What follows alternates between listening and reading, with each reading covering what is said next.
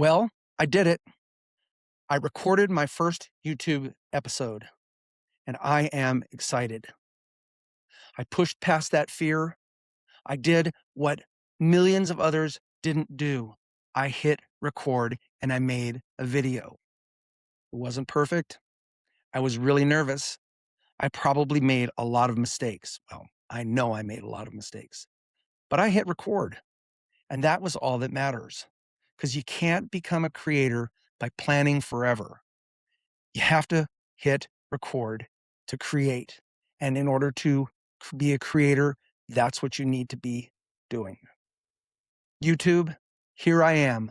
My name is Steve, and this is Never Too Late to Create.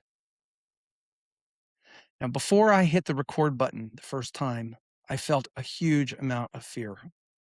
I worried about how I looked. I worried about how I sounded. Will I freeze? Will I look ridiculous? Will anybody care about anything I have to say? What if I mess up? What if I really don't know what I'm doing? All of that conversation in the head, the one that says you're not good enough and you can't do this, none of that matters. All that matters is that you hit record. Now, in the beginning, I thought the hard part was going to be the technical stuff: cameras, lighting, microphone, notes, all of that stuff, framing. Where do I look? Am I going to remember what to say? Saying or ah every few seconds, not looking like a hostage reading the weather report. That was where the conversation was in my head. But I hit record, and that is all gone. Now, I can't wait to get in front of the camera again. It may not be that easy for you. It doesn't have to be that easy. The only thing that you have to do is hit record. Now, for me, the battle was in my head. I couldn't get out of my own way. It had to be perfect. I judged myself. I worried about whether I was going to be good. I wanted to see what it looked like, so I planned and I procrastinated and I put it off. And again, like I said in the first episode, it took me 7 months to get from I'm going to do it to here I am. I was worried about if I would judge myself while I was talking. And to be honest, once you get on a roll, none of that matters. You just share what you know. And by sharing what you feel good about what it is you're doing. That's what this journey is about: sharing what's working, what's not working, but being my authentic self and being honest. I'm not trying to sound like a quote YouTuber, unquote. I'm also accepting that my first few episodes are going to be rough. Everybody says the same thing. It took multiple episodes before they started to feel like they knew what they were doing. I still don't know, but I still am really, really excited about doing this. I pushed past the voice that said, "Who do you think you are?" The hardest part wasn't the camera. The hardest part was the conversation happening in my own head.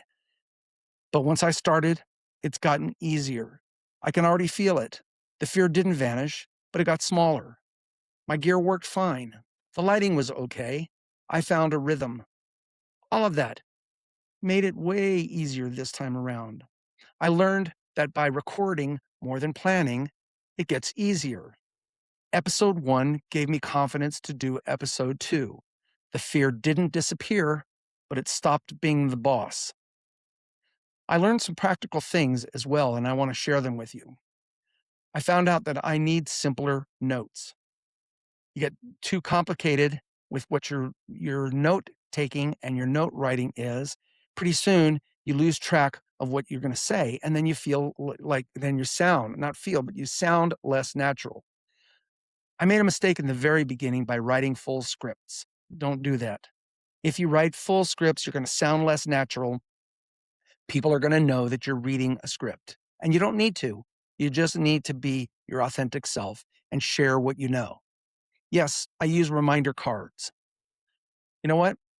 My memory is getting, well, like a 68-year-old's gets. I forget things. The cards help me remember. If you don't want to use cards, you can put it on a laptop. I read it from a laptop, and then I remember what I'm going to say, and then I share what I'm going to say. But the words are all mine, and they haven't been written down. And that's the key to sounding more natural. You just talk. This is a conversation between me and you. And When you have a conversation, you have to sound authentic because if you sound like you're reading, no one's going to want to listen to it. Don't do what I did in episode 1. I left the mic on mute. So I recorded a full 23-minute episode with no audio. Oops. You know what? Part of the learning curve. Check your audio gear before you start recording. Understand that lighting matters. It doesn't have to rule. You don't have to spend a lot of money. You just have to have people to be able to see you. Remember that camera framing does matter. You don't want this where you got a bookshelf sticking in the middle of your head, or you're way off to the side, or your head is sticking over there. So you want to try and get some of those technical things down. You got to practice looking at the lens.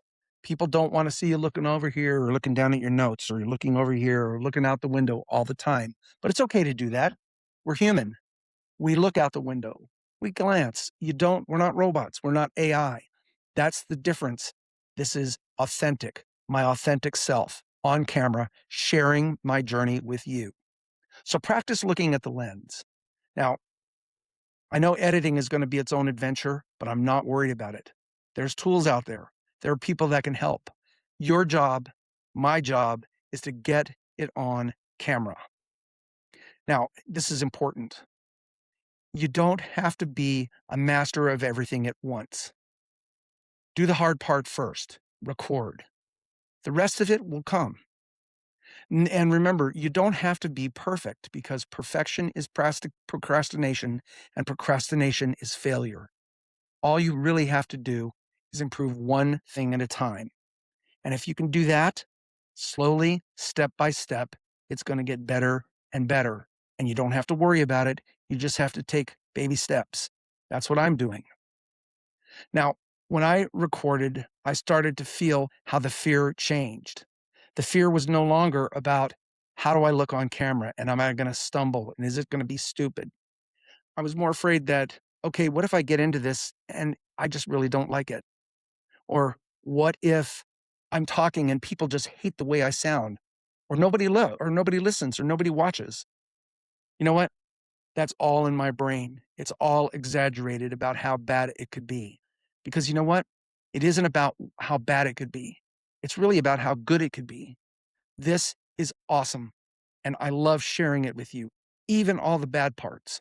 Because remember, awkward is not failure. Not recording is failure. Being new is allowed. Not recording is failure.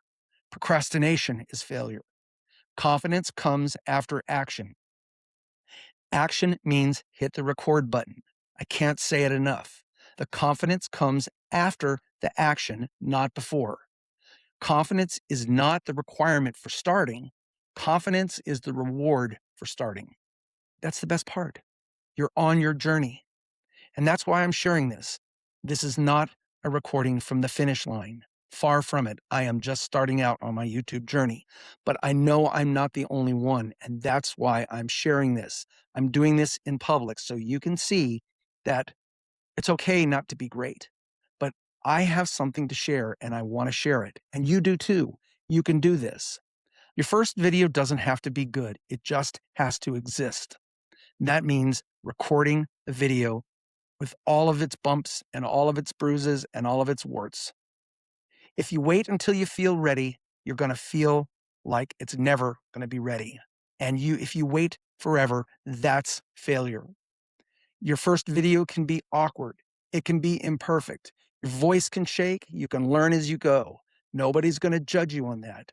The point is not to be perfect and polished on day one. The point is to begin.